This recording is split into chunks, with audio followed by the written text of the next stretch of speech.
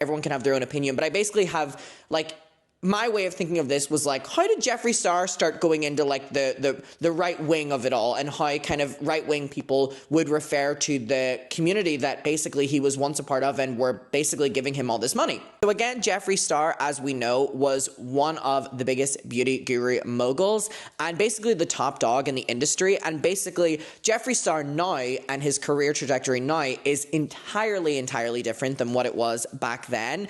And I think that there's something interesting that will be the overarching point here, which is that like Jeffree follows what is most profitable for him in that moment. You know, Jeffree went from being a very, at least publicly inclusive person to, once he did that move and started, you know, becoming very like traditional cowboy and traditional like farmer and stuff like that, he would sit down and he would still be in the glam, but he would go on podcasts and he would be, you know, saying this like anti-woke rhetoric, which is, you know, clowning on pronouns, you know what I mean? Everyone was turning their backs on him because rightly so, he burned every bridge. So what do you do when you burn every bridge? You move somewhere else and make some new ones and wait until you burn those too.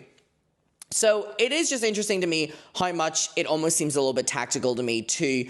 I thought that he was just going to move and continue doing the same things, but it's like he moved and embraced kind of the culture that he wanted to almost profit off of next.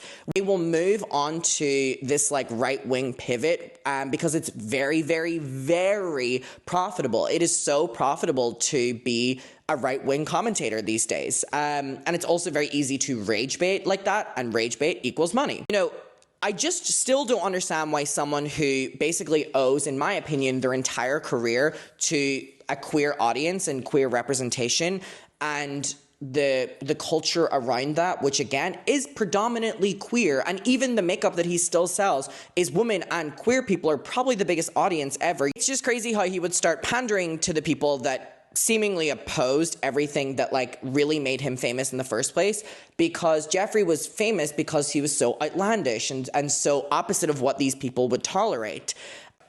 And I think as well that you look at Jeffree's rebound and you really do realize that Jeffree does just do things that will ultimately benefit him monetary-wise, in my opinion.